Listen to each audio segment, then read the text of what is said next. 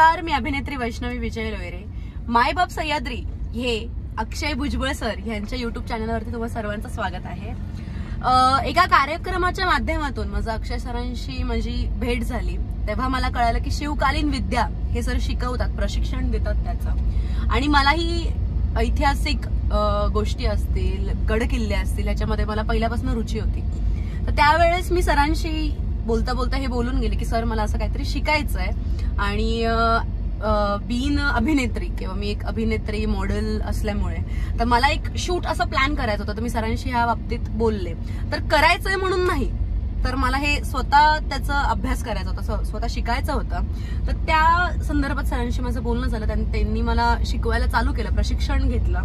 आता त्यानंतर मी सरांना बोलले या बाबतीत की सर मला वाचनही फार आवडतं. तर सर मला म्हणाले की मॅडम आपण शूट करतो. तर आम्ही दोघांनी सर्च करून, आमच्या रिसर्च करून आम्ही मल्हारगड हा आम्ही शेवट डिसाईड केला की आपण शूट करूयात छान असं. तर आम्ही आता तिकडे चाललेलो आहोत.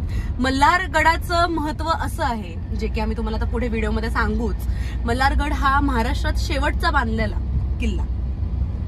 तर पुढे आम्ही तुम्हाला व्हिडिओमध्ये सांगूच त्याचं महत्व, त्याचा इतिहास व त्याची काही पाहणी असेल किंवा काय, तर तुम्ही व्हिडिओच्या माध्यमातून अक्षय भुजबळ सरांच्या युट्यूब चॅनलवरनं पाहालच. तर पुढे व्हिडिओ पाहायला विसरू नका, शेवटपर्यंत पहा. धन्यवाद.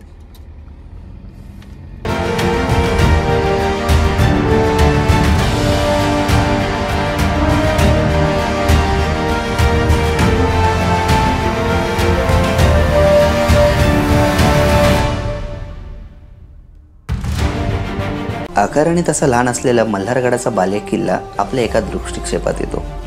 यावर विहीर, वाड्याचे ज्योते आणि सर्वात महत्त्वाचे मंदिर, 2 मंदिरं, ज्यामध्ये महादेवाचे मंदिर आणि श्री खंडेरायाचे मंदिर याचा समावेश होतो.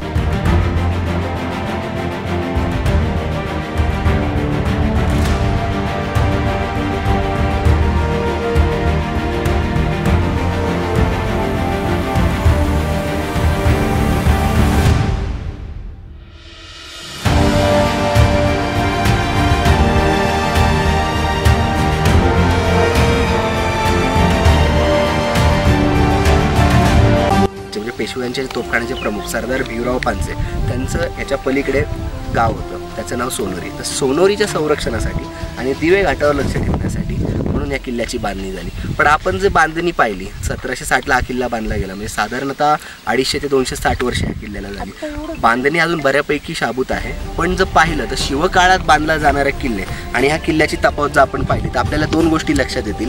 पहिलं म्हणजे बांधकामाचा दर्जा आणि दुसरा सगळ्यात महत्त्वाचं म्हणजे बांधकामाची पद्धत. शिवकाळात एकदम लढाऊ पद्धतीची जी बांधकामं व्हायची त्या बांधकामांना कुठेतरी छेद देऊन इथे फक्त ढोबळमानाने बांधकाम होऊन एक वाडा सदृश्य हा किल्ला झाला.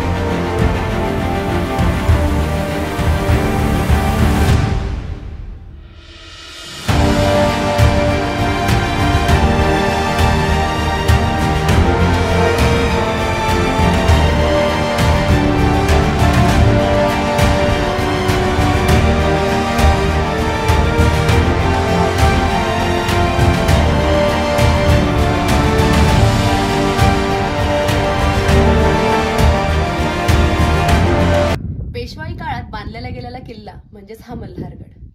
शिवकाळात व पेशवाई काळातल्या गडा किल्ल्यांमधला फरक जाणण्यासाठी तुम्ही इथे येऊ शकता. जवळच्या गाव परिसर असतील किंवा दिवे घाट असेल याच्यावरती नजर ठेवण्यास व पाहणी करण्यास हा गड किल्ला बांधला गेला होता, म्हणजेच सोनोरी गड, मल्हारगड. ह्या गडाची खासियत अशी आहे की तुम्ही इथे आल्यावरती तुम्हाला गडा किल्ल्यांच्या नाही, तुम्हाला एखाद्या वाड्याची तुम्हाला अनुभूती मिळेल. तर नक्की या.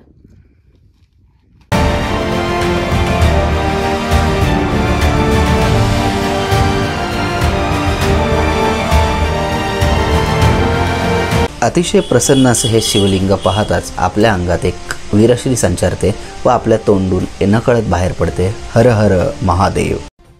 तर या खंडोबाच्या मंदिराची एक चांगली आख्यायिका प्रसिद्ध आहे. गडाचे बांधकाम चालू असताना एक कुदळीचा घाव घातल्यावर रक्त वाहू लागले. तसेच ही खबर सरदार भिवराव पानसेंना सोनोरी गावात पोचवण्यात आली. तर सरदार भिवराव पानसेंनी जेजुरीच्या कडेपठाराच्या श्री खंडेरायाला नवस केला की माझ्या गडाचे काम निर्विघ्नपणे पार पडू दे, या गडावर देखील तुझे अधिष्ठान बसवे.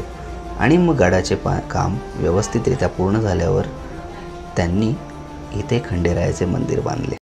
हर हर महादेव अशी आरोळी ठोकत आपण या मंदिराचे इतर बांधकाम पाहिजे, ते देखील खूपच छान आहे.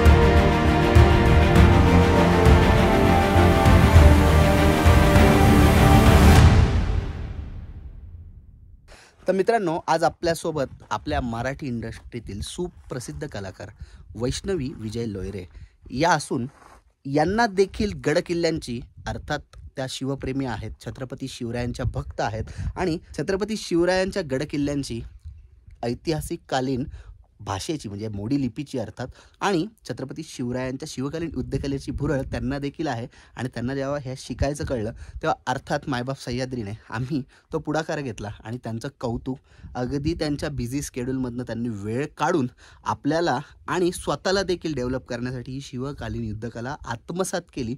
ना की फक्त शूटिंगपुरती त्यांनी ते शिकली, तर कायमस्वरूपी आत्मसात करून आता ते असं म्हणायला हरकत नाही की शत्रूंचा कर्दनकाळ त्या रूपाने बनू शकतात. तर संपूर्ण व्हिडिओ आवडल्यास मायबाप सह्याद्रीला लाईक, शेअर, सबस्क्राईब करायला विसरू नका. जय शिवराय.